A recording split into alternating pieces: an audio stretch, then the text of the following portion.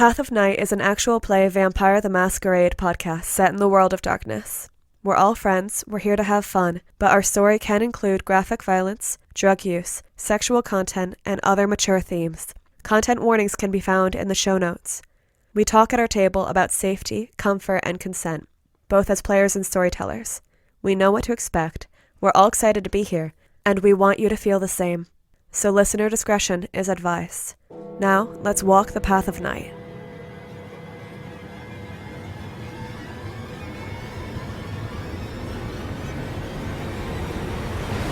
Last time on Path of Night, Johnny found Neil and Jane in a compromising position. Neil followed Johnny back to the coterie. Britta found Miles and Wynn with their dates just before Cabot found them too. Cabot sought conflict with Weathers over Wynn. The coterie prepared. Then, the group heads to the roof. There, Johnny rallied the Brujah to fight. Dark Selina revealed herself and exerted power and influence. The discussion went back and forth, eventually involving Miles' reputation. Wynn challenged Dark Selina. Neil spoke on humanity, and Johnny attempted to convince the Brujah to stand their ground. When violence seemed inevitable, Pendragon arrived.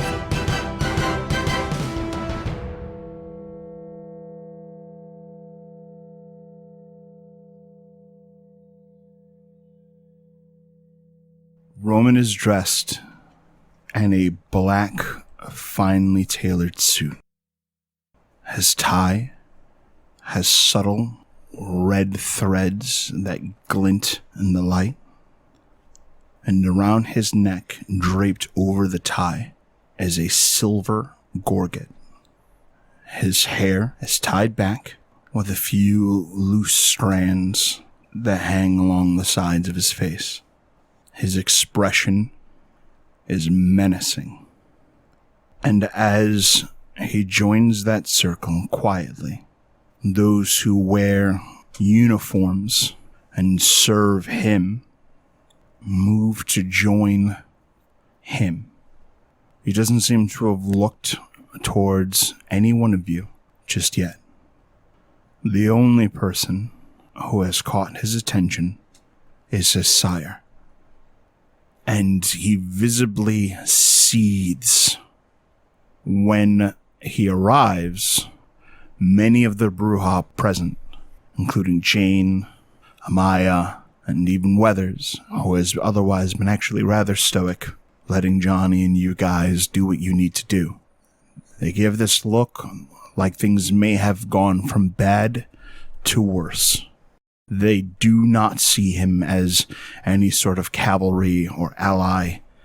They remember the Roman Pendragon who threatened the entirety of New Haven casually. And yet again, things grow quiet and uneasy. Johnny steps forward to place himself in the middle of the circle to break a little bit of the tension, and reaches out to get his cigarette back from Dark Selina. It's almost completely done, but she hands you what remains. Prince Pendragon, we're all grateful that you'd come to the rave. To be perfectly honest, it wasn't complete without your presence. He kind of turns his head and looks at you with these unsettling, piercing blue eyes and gives a slight nod. What did I miss? Oh, well, the Sabbat here has been illuminating us on all kinds of reasons why their victory is inevitable in the Northeast. In fact, some of the younger members of the clan were curious how we could possibly win a siege. Johnny motions over to the young Brujah that had despaired and questioned that. They take one look at Pendragon and blanch and go and sit down, like anywhere they can get like out of his, away from his gaze. Young Lick, it's fine. Ask those questions. Don't be afraid. We need to know. How do we possibly stand a chance against a siege? My sire thinks we don't have a chance. He looks over at Delgado. He gives a nod. You're right. He says, looking at Pendragon. Pendragon looks at him, and they seem to recognize each other. But I think perhaps your tactical acumen could back us up on this. While a siege may not be winnable, a counteroffensive might. Although, there'd have to be a force able to actually contend and take New York, wouldn't there? It would need to be worth my time. I distinctly recall offering New Haven protection before. With all due respect, Your Grace, it seems that New Haven is going to be in the crosshairs of quite a few members of the Sabbat as it is. And he glances back at Dark Selina and the Cabot. They've sent some very powerful members of their sect to contend with us here. Perhaps New Haven could offer you a chance for glory. Glory. It's interesting. And I appreciate your suggestion. But I wonder, when I first came here, I was called a monster, a barbarian. It was indicated that I was in many ways no different from the Sabbat, wasn't I? I actually recall you yourself shaming me for my methods. And now that they are here, it would seem that you suddenly see the difference that was there all along between myself and the Sabbat. So I must ask, what has changed? Well, when you're a bully boy, you're afforded the luxury of making all kinds of stupid suggestions. Once you're given the title of Primogen and Seneschal, then you have to start looking at things in a much different light. Then tell me, Your Grace, what do you see?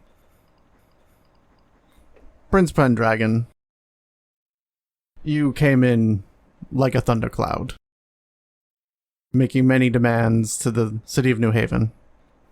It was difficult to understand where you were going with this, and to understand you as more than just the rumor and the legend at the time.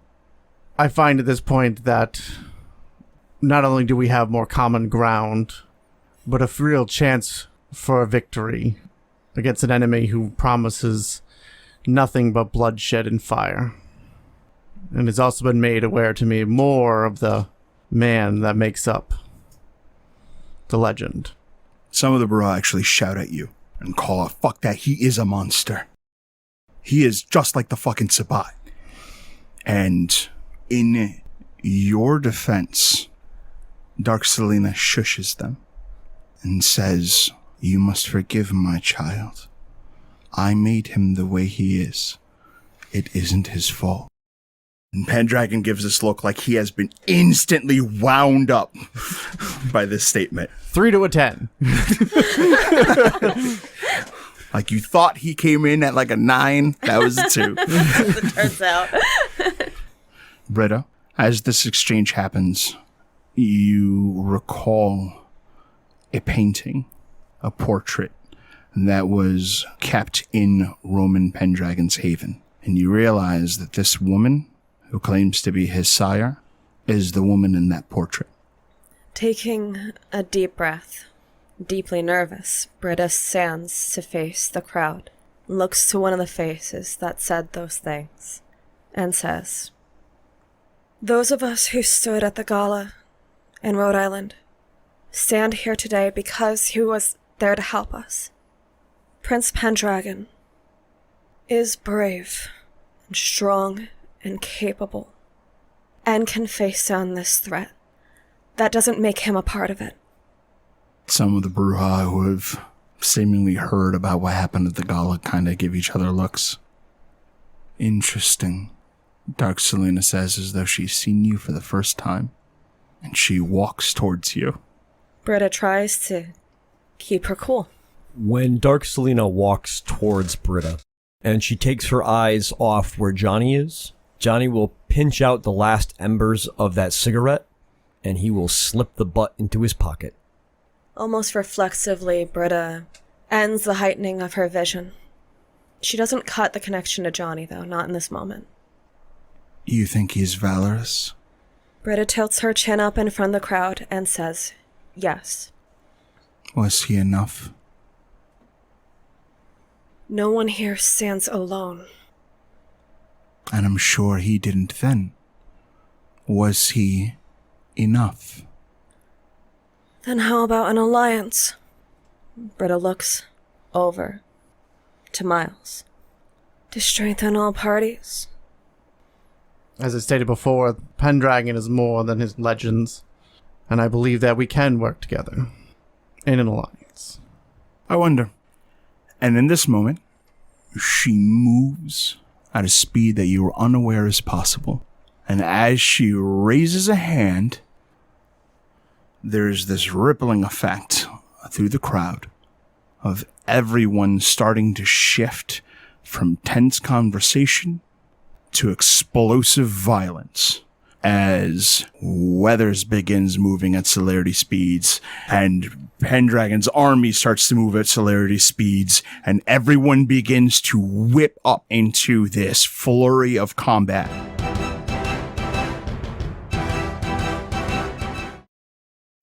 But perhaps more importantly, Roman begins to move in celerity speeds and take steps to intercept her.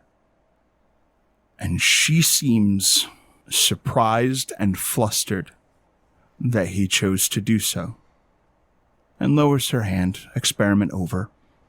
And everyone who had begun to move at incredible speeds stops, and you can almost hear this sigh of relief. To all the non-Brujah on the rooftop, that must be a fucking terrifying experience. Britta's eyes are bigger than you've ever seen them. She is doing all that she can to stand in front of this, but there is no hiding that part of her expression. For a millisecond, the roof is impossibly fragile, like it might just come apart under the duress of these angry Brujah. But then it stops. Once Neil's speed of thought starts to catch up with the speed of the Brujah, he and Eden and Wynn and Britta and Johnny and Miles stop starting to disappear. Like, Brujah violence kicks up. Neil is not fast enough to do this before they're going to all kill each other, but starts to disappear everyone reflexively. What does that look like? What is happening? They start to shimmer out of everyone's awareness. Don't disappear, Johnny. Don't let him. If he's gonna die, let him die with his clan. Bro, this was a total reflex that he unclenches once violence doesn't happen. Once the moment slows down, Roman approaches Britta, and with this scooping motion that feels like being pushed by a bulldozer, he tucks the toreador behind him and out of the very small woman's reach. And though he looms over Dark Selina, it weirdly feels like he's standing in front of this towering presence. Britta's still not fully ready to make substantial eye contact, but she is making herself no obstacle. She is in every way cooperating. Yes, thank you. Yep. I don't know that I have the patience for any more of this, so I will stay for two things, Seneschal. I will warn every Brujah here that should they consider working with the Sabbat, I will kill them for the thought. And whatever ugly mess remains will serve as a reminder to what becomes of those who join the Sabbat. And the other thing I will do is spare a handful of minutes for you to make whatever proposal you intend to. The Brujah present seem less inclined to consider siding with the Sabbat. Yeah, that'll fucking do it. Marginally. Johnny, hearing the opening that Pendragon gives him, squares off with Pendragon. Your Grace, this conversation is happening at a Brujah rave for a reason. Our clan is the linchpin in this entire region. Clan Brujah will decide what happens here. I did not shirk from telling your sire exactly what's going to go down here. That we're going to stand and we're going to oppose the Sabbat. So I'm not going to shirk from doing the same to you. New Haven is going to stand in the way of the Sabbat, and it is going to stop them. We're not simply going to just sit on our heels in a siege and let them pick us off one by one. We're going to go on the counteroffensive. And the only way that works is if you bring your army to bear. Your Grace, we need you to assault New York. The Prince of New Haven's sire, Jan Peterzoon, is prepared to work with you and give you the intel you need to succeed. And the Sabbat is not nearly as dangerous as they say they are. Neil has already seen the fact that they have been abandoned by the Assamites. Their sect is weaker than ever. I need to make a roll.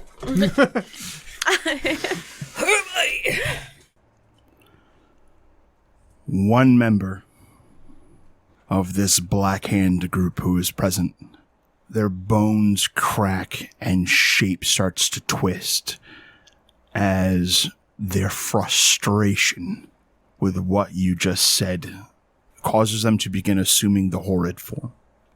Your sire resists the urge to frenzy and attack you just long enough to grab his brother by the horn and restrain him to his side. Careful, he warns the group present.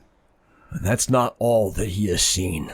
Neil, tell Prince Pendragon what you have seen in the future. What? Some of the really high Brujah turn and look towards Neil. Neil looks deeply put off by having the attention put right on him, but looks at Johnny and nods, and then looks over at Pendragon and goes, I saw, when you go to New York City, you and others, but you will cross blades with Cardinal Polonia and with Lombok. You will fight them directly in the streets. I've seen it. You'll have your chance at their heads. When Neil moves in to speak, Wynn kind of slips in where he was and keeps a hand on Eden's shoulder. All of our sires have had different plans for us. Let's prove them wrong.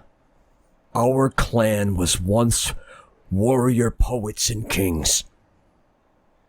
We need leadership to show the rest of the clan that that's exactly what we can be again. Not monsters. Brujah. And what is it exactly that is being offered to me and mine in exchange for support to Jan Peterson? What is the favored child of the Camarilla offering? Seeing that Pendragon has kind of shifted focus towards Miles, Johnny kind of swells up a little bit and steps in the way. I understand that you want answers from the Ventru and Miles, but this is still a Brujah rave. And I am asking you to do the right thing for our clan and New England, and I am willing to swear a life boon to you. And Johnny takes a knee. I, Johnny Saxon, am asking you to do this. Your life isn't worth New York. Here is what I want. And I will not accept anything less. The Ventru stands to benefit should the Camarilla achieve victory over the Sabbat. The Ventru, who have torn down all that this clan has built through the centuries, needs us, for without us, their tower falls. So you will indulge my clan. Jan Peterson, Hardestan, those who rule over the Camarilla from the shadows, they will do this. To defeat the Sabbat, you must introduce a fear that is new to them. that they have not seen before, and you must be willing to become that. Call me monster if you want, I don't care. You have now reached the point where you might actually understand that the jihad is only won by monsters. Every instance of diablerie that the invading Camarilla force performs against Sabbat shall be sanctioned. We do not come to wage war against the Sabbat. We come to hunt them. If Jan Peterson prefers his methods, he is welcome to them. But that is what I demand. And he looks around at the Brujah present, and you may all want to consider that the opportunity to climb the ladder amongst kindred kind does not come often. Don't be cannon fodder. Claim your own prizes. The Sabbat seem very unpleased by this, and he walks towards you, Miles. I move to meet him. I will be informing the kindred across the world, across the entirety of the Camarilla, that those who they hunt and kill in New York is a sanctioned kill. They may claim the souls of the Sabbat as trophy. I think Wynn needs to make a frenzy test. He's talking about taking people's souls. Roman has introduced a level of evil that the Sabbat had not considered. Yep. I will spend that willpower, though. 1 success. Willpower well spent. Yep. Wynn makes a feral sound, and her muscles stiffen like her hackles would rise had she fur. But she pulls back, and she opens the door to the roof and removes herself. Dark Selina looks displeased, but also kind of impressed. New York only? Yes, the Siege of New York. If that is the price, and the only price, then at this time, I will state my agreeance. He narrows his eyes looking at you. I suspected you wouldn't mind. And he turns and heads back to the door, having decided he's done with the conversation for now. And he goes back inside.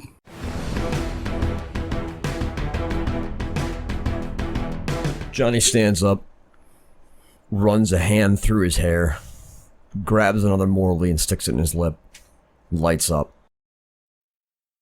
takes a long drag on his cigarette, and then kind of glances over at his sire. His eyes are definitely defeated and ridden with guilt, but he has a stoic expression on his face. What does he see in his sire? In his sire, it is like a calm that washes over him, like an understanding of the stakes, the time to hesitate, the time to negotiate, the time to see opposition as people has come and gone.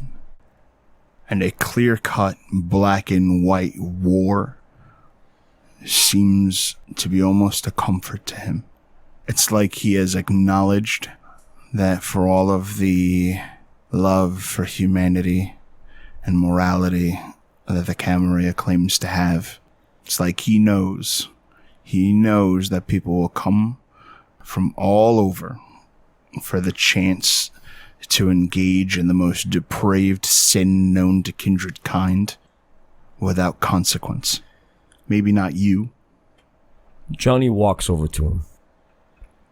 He takes a long drag on his Morley.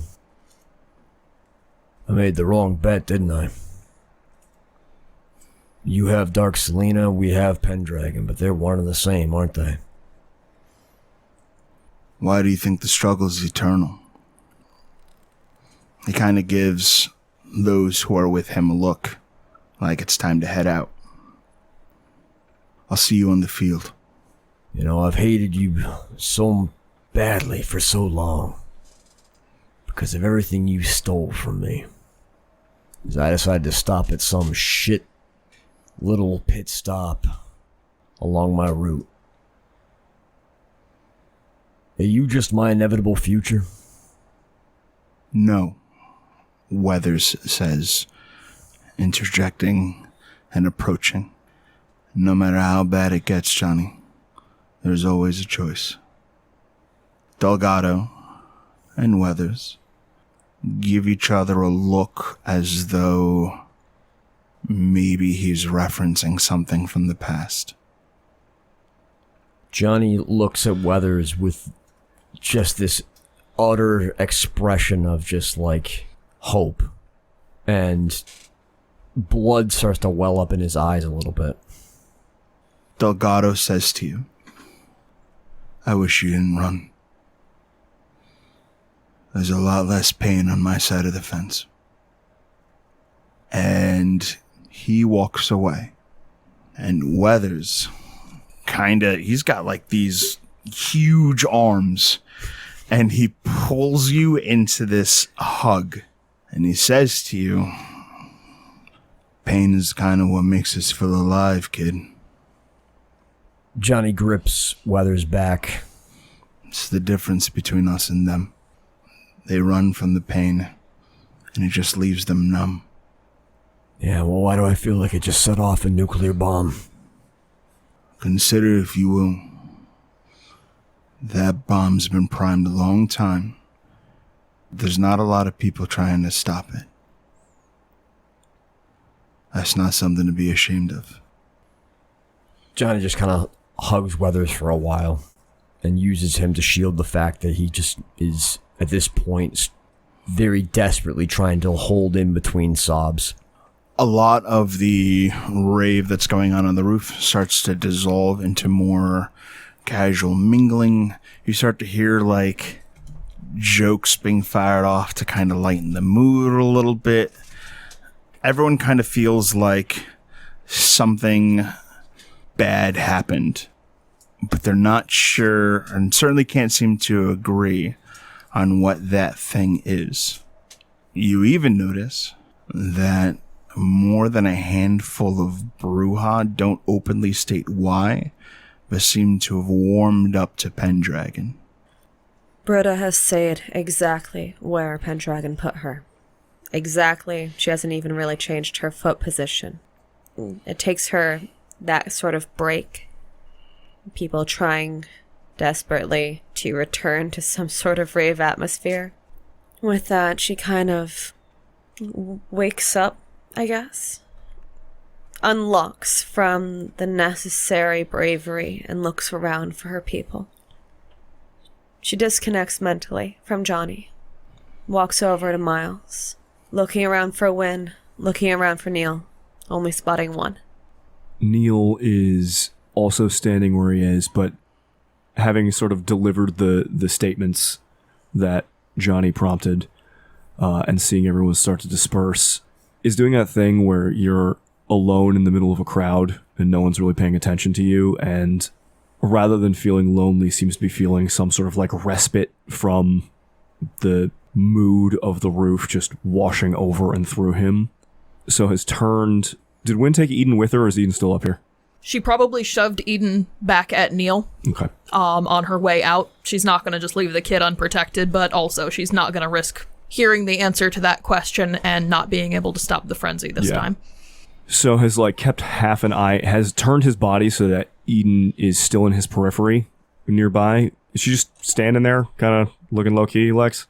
When you kind of look at her, she is staying very, very still, and you get the impression that she's just kind of sitting there nervously in obfuscate. Perhaps having bit off more than she can chew by choosing to come here. And when she knows that you are looking at her, she whispers to you, what's diablerie? Since she's off to the side, Neil sort of steps a little closer, but isn't looking directly at her, doesn't want to blow up her spot, so instead just kind of stands at the roof edge, nods at Britta when he notices her looking around, just in a like, yeah, I'm here way and then looks up, just staring straight at the star. So like Eden's still in his periphery and nearby so you can hear him, and just goes, It's when a kindred devours another kindred's soul. It is the most horrific act that any kindred could commit. It doesn't just go against the laws of the Camarilla. It goes back to the very, very oldest laws ever laid out for kindred, predating the Camarilla by God who knows how long. It is an act of pure evil, and a tempting one, as all paths are, because it is a path to power. At least that's how some see it. I think a lot of people are tempted that way. And I know, and he looks like away from the star and towards the door where Wynn left. And I know a lot of people are worried. I myself have been worried about other people doing it. But I don't know. I think at the end of the day, maybe all we have are the choices we make. And a lot of people are going to do a lot of harm after today. But he looks back up at the star. Maybe we're not going to be some of them. Now maybe that's enough. For now. She gives you a look like she super regrets asking the question. But gives a nod, clear that she was listening and understands the gravity of the situation now. Also, I know we don't know each other very well, but as a side note, this kind of shit, when like Wynn and Britta say, hey, don't leave the house, this is what they're fucking talking about. So maybe put that in your pocket for next time. I got it.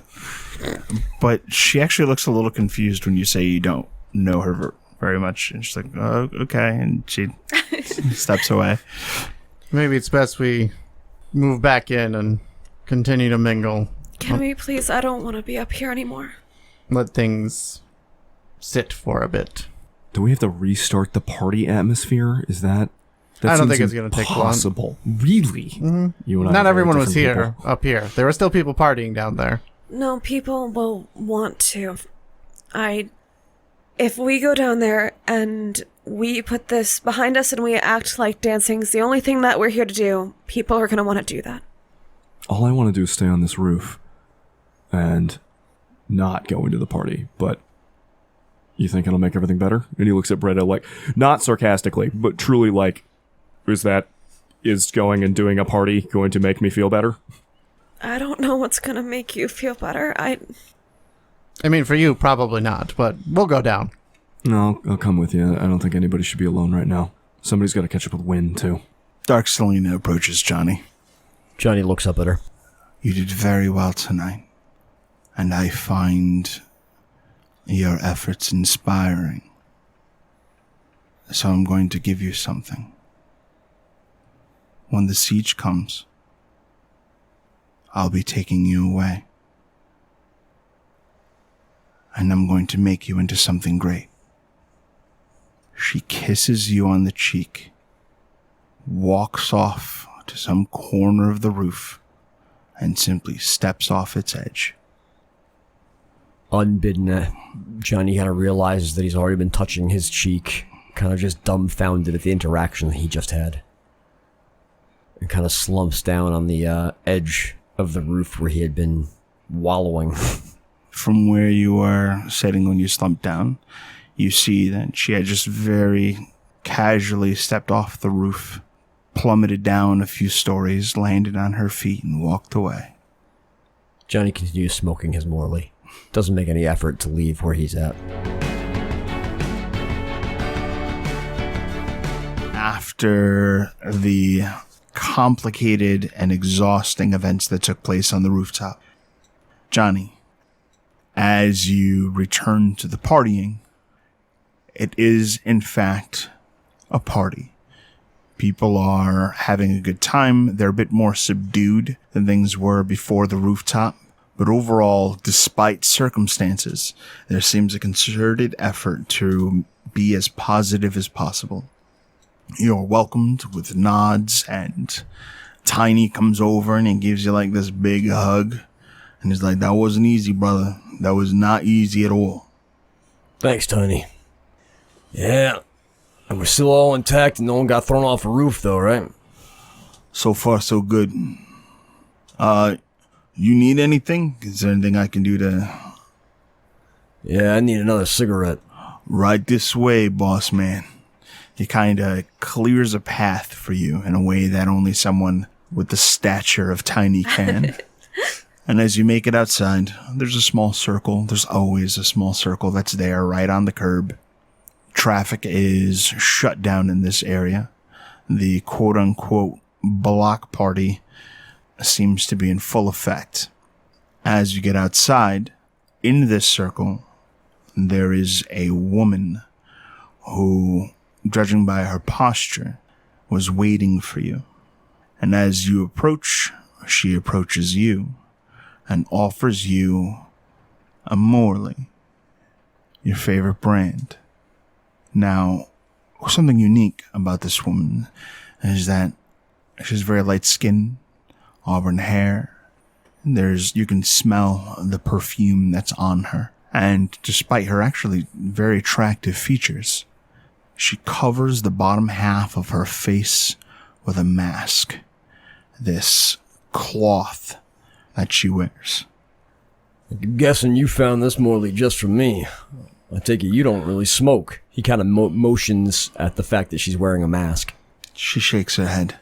No, not particularly. Well, what can I do for you?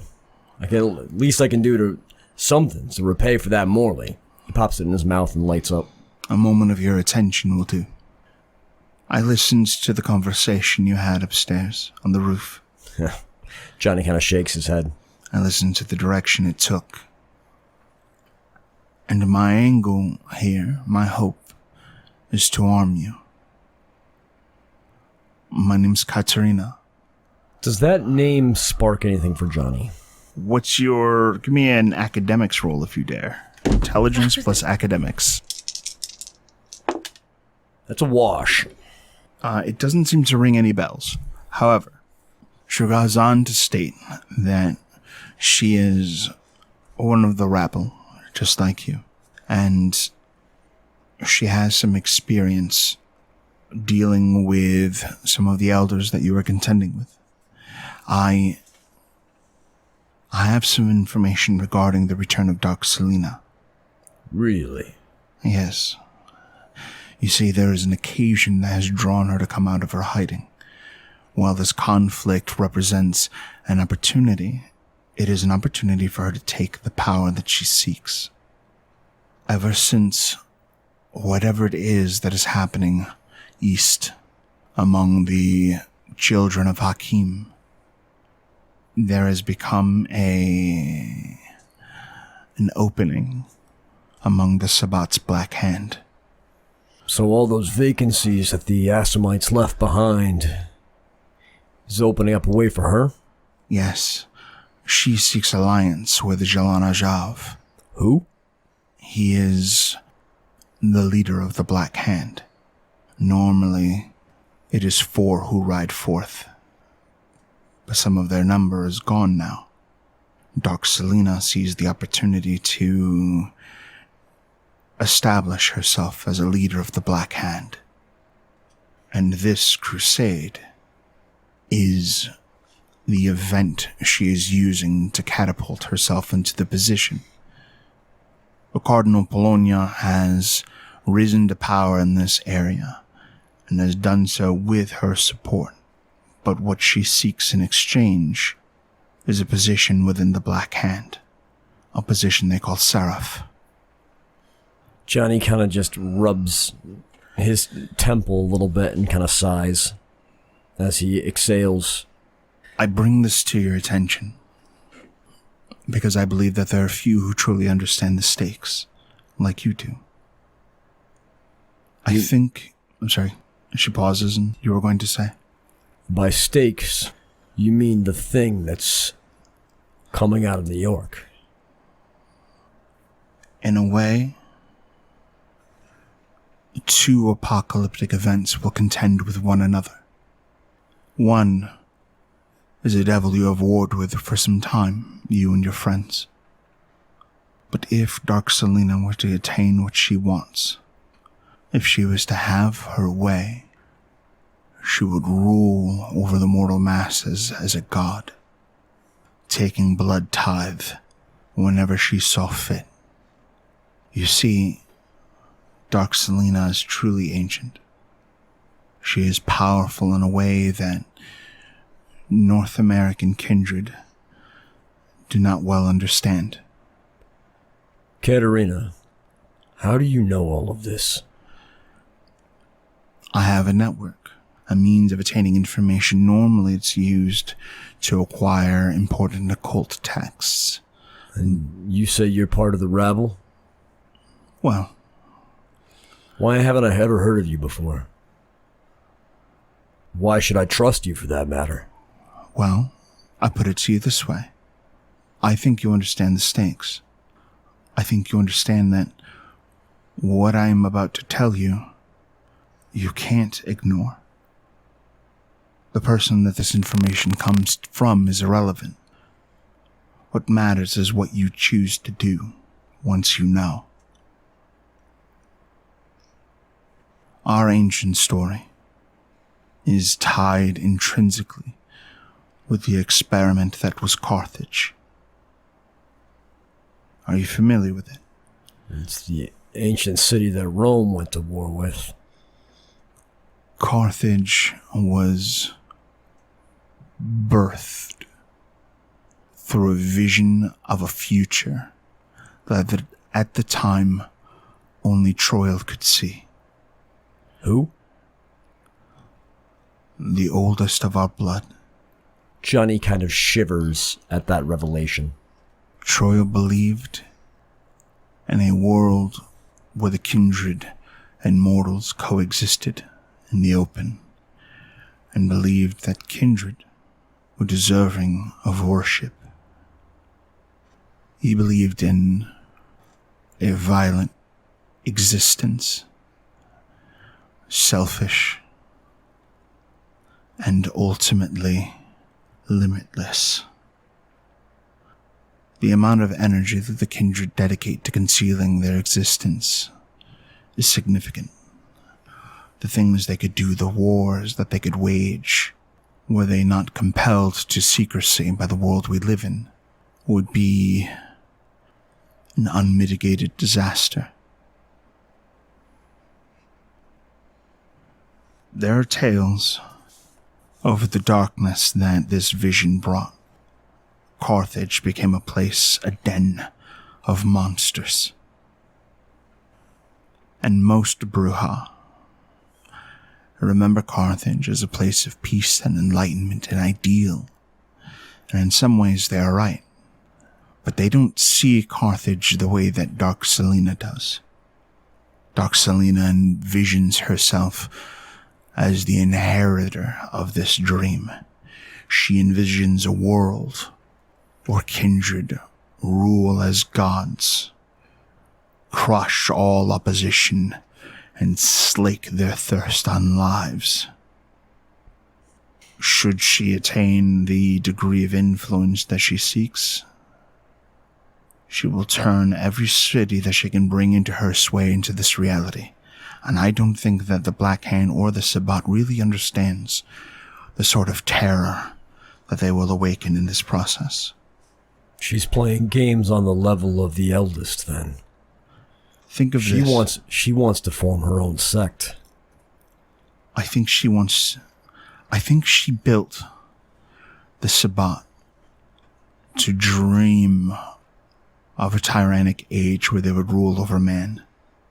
She has convinced so many Canaanites to see as she sees.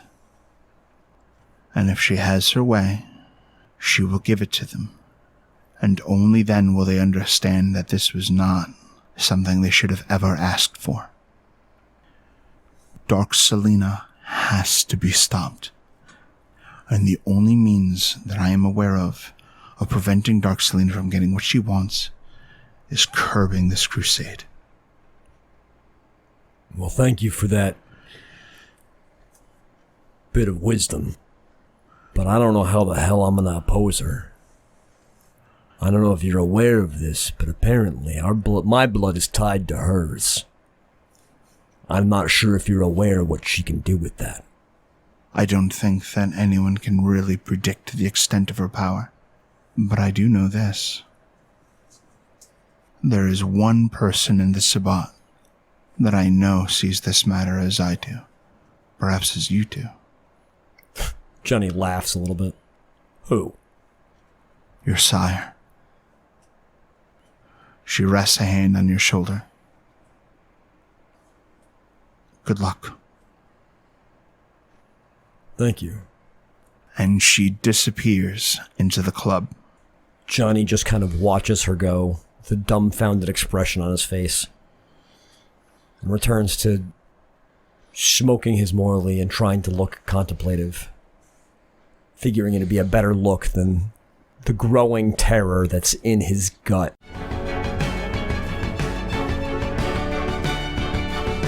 Time, Johnny, you end up the last person in the circle. Everyone else has gone inside for a bit more partying. Looking around the parking lot, Johnny kind of just takes in all of the vehicles, checks on his rat bike, makes sure that's still in good shape. And then he notices over by the SUV that Weathers came in, he sees that unmistakable white braid that belongs to Wynn and starts making his way over to the SUV. Wynn is leaning up against the Escalade, having somewhat wrangled her beast into compliance. She has a joint in her hand. It's lit. The unmistakable aroma is in the air. Her gaze seems fixed on a point somewhere deep within the asphalt. How you holding up there, Wynn? Still here. Johnny comes walking over, his boots thudding on the pavement. And he kind of stands next to her, but he doesn't look at her. He's kind of just appraising the Escalade next to her, admiring the vehicle and the care that Weathers has put into maintaining it. Got heated seats, too. Yeah, it's a nice-looking vehicle. Wynn doesn't seem to make any attempt to further conversation. She is aware of Johnny, but she is thinking far beyond where she is at the moment. I feel like we just ushered in the end of the world. It would be easier if it was just the end of the world. He glances over at that, not really understanding what could be worse than the end of the world. But he kind of gives her a slow nod, understanding that Wynn sees deeper than the world of the physical world, and that sometimes these things are lost on Johnny. People die in their sleep all the time. It's quiet. Usually they don't suffer. If that were the end of the world we had ushered in, maybe it wouldn't be so bad. No. That's not the world we ushered in, Johnny. I know. The hell that's going to descend on New York is going to have such reverberations. Cute that you think it'll stop in New York. It won't. That's just going to be the center of it. It's going to be like earthquakes. Earthquakes that are going to cause tsunamis. The whole world is... It's not going to be the same after this. I fucking thought I could bank on the nobility of Roman Pendragon. I'm a fucking idiot for thinking that. I thought I could bank on my own. I think Roman's cut from the same cloth as his sire. Dark Selina. I don't know whether this is true or not, but I just had a conversation. Apparently she wants more than just the Sabbat. Color me shocked. I think Pendragon wants more than the Camarilla. Mm-hmm. Further up the food chain you go, it's not enough. It's never enough to just maintain. And that's a universal truth. Whoever you are, wherever you are, nature abhors a vacuum, and so you never reach for worse than you have. Is it With the gangrel. I think this is somewhat true with the Brujah too, but it seems like most members of the clan are like the salt of the earth type. But with the Brujah, the further you get up, our elders, the jihad makes them the worst fucking vampires you could possibly imagine. They get corrupted and changed into these... I don't know. What's it like with the gangrel? Fuck if I know. I feel like your elders just disappear. Yup. 'Cause they've learned the lesson that other people will weigh you down. That attachments are anchors. And at a certain point, you have to choose between survival and not dying. And most of them have chosen not to die. But to me, survival is...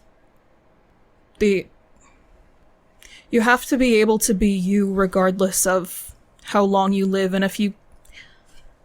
I don't want to find a point where I'm not me anymore for the sake of just not dying. Yeah. That's something I've thought about a lot, too. Don't do anything stupid while your kids are still around, Johnny. Get as much time with them as you can. Johnny smiles. It's a little bit half-hearted, but he makes a legitimate attempt at smiling at her. He nods. That's why I haven't done anything stupid yet. That and the fortitude I taught you. Staring into the sun would be an extremely painful way to go. He gives her a hard stare. Yes, it would, Wynn. She's still staring at the asphalt. You still got attachments? Probably. Still got you guys. So you're not going to seek solitude yet, yeah? I don't want to just survive, Johnny. And what kind of an afterlife exists for people who damn the world? Who are complicit in the suffering that we are going to cause? I think you probably have more insight into the afterlife than I do. I've kept my eyes peeled for people on the other side. Haven't seen them. So either there's another place, or there's just oblivion. And I don't want to hurt my chances. You know, we're not just surviving, by the way. We're not dying. That's fair. But I'd say this whole year so far, we've been fighting against forces that would otherwise have this place already in service to the likes of people like Roman Pendragon and Dark Selina. How does that weigh against the fact that one of my best friends committed a sin beyond my scope of reasoning? And not only have I not punished him for that, I have stood by him while he condoned that crime to spread to an entire city, unleashing a wave of suffering on humanity and the natural world, unlike anything this world has seen in recent nights. I don't know, Wynn.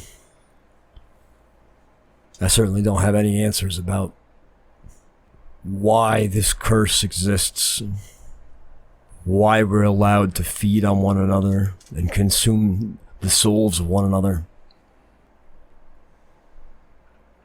It puzzles me that you call it a sin.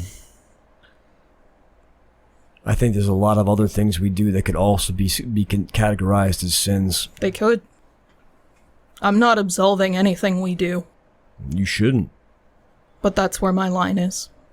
Between what can be forgiven and what can't be. You don't think diablerie can be forgiven? I wouldn't. I think there needs to be the chance for forgiveness. I think that chance is not taking that route. Because I think the depravity goes a whole lot deeper than just diablerie. It does. You're not wrong. I think the nature of forgiveness means that you can come back from wherever. And I know for a fact that Miles is not gone to us. Where has his apology been? Regret for what he did. That's the first step in forgiveness. We're still in the middle of this bullshit. I don't think he's had time to even reflect on what he's done. He has. We've talked. And I want to make it clear. I would follow Miles to the ends of the earth until my last hours. But maybe those hours need to come sooner. If I want to survive and just not die.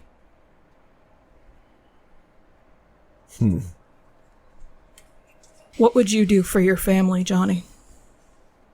If you had a chance at going and being with them? I'd pretty much do anything I could in my power. Whatever it took to be with them, right? Yeah. Here we are. Now you see the position I'm in. I don't think you understand what you just asked me, though. If I had the chance to be with my family again, I would condone a whole lot of sin to be with them. Your family's still alive, Johnny. They are. Mine's not. Life and death and the entropy therein puzzles me. But in general, it's a cyclical thing in my book. I don't believe in any dogmatic teachings. Okay. But there is a cycle of rebirth and stasis and destruction that we witness over and over. And that's why the utter destruction of a soul is the crime that it is for me. Maybe. It is for me. It's not a maybe for me. For you, it's still a maybe. I'm not looking for absolutes or truths or to impose my belief on anyone. I am telling you so you have the context for what I am thinking. Well, the reason I'm just saying maybe is because I don't know what any of this is. And I think anybody who says they know what it is lying. It's just the beginnings of that system of oppression you're talking about. I do not deny the fact that in the pit of my stomach, I know diablerie is awful. But I don't know what the purpose of any of this curse that is being a vampire is. I do know that it has afforded me time after death to continue to look out for my family. I am blessed in that they are still alive. And for them, I need to make sure that this world does not end in a torrent of bloodshed. I think we still have some chance at averting what we likely just started. You should go back and try and avert that then. Because I'm not done wallowing in this god-awful weed. Well, I ask that you go back first. That's not gonna happen. For me. Because this is the Brujah rave. I'm asking you, please, come back to the party. I'll be in when I'm done with this joint. I've made no decisions, Johnny. I know. But you're the man of the hour. And big parties make me nervous. Johnny kind of rests a hand on the Escalade. I've got to do some stupid shit out here. It'd be better if you weren't here anyways. Would you like me to leave, then? Because I need to be outside. Okay. She snuffs out the joint in her hand and unrolls it, just so she has this sheet of paper. And she pulls out a pen from her hair, jots down a quick note to Weathers, sticks it under the windshield wiper. You suck some gross shit under that windshield wiper. It's her way. It's how you know she likes him. Is that an apology to Weathers? So, hey, we'll talk later, Weathers. If you see him before I do, apologize to him. I know he loves this thing. Johnny takes out his cell phone and calls Kabir. Path of Night is a Vampire the Masquerade podcast set in the world of darkness. Britta Ashcroft the Toreador was played by Rebecca Steigelfest. Johnny Saxon the Brujah was played by Garrett Gabbey. Miles Davenport the Venture was played by Tim Davis. Neil Foster the Malkavian was played by Rob Muirhead. Wynn Cabot the Gangrel was played by Erika Webb. Your storyteller was Lex Lopez. Recording by Rebecca Steigelfest. This episode edited by Rob Muirhead. The music used in this episode was composed for Path of Night by Brian Metolious. Find him online at brianmetolious.com. Path of Night uses the 20th anniversary edition of Vampire the Masquerade with a few limited house rules. Vampire the Masquerade and the World of Darkness are owned by Paradox Interactive. Make sure to subscribe to us on Spotify, Apple Podcasts, or wherever you get your podcasts. We can be found on YouTube at youtube.com/@pathofnight. You can help support the show on coffee.com/pathofnight. Find us on twitter.com/pathofnightpod, on facebook.com/pathofnightpodcasts, or email us at pathofnightpodcasts@gmail.com. See you next time, Kindred.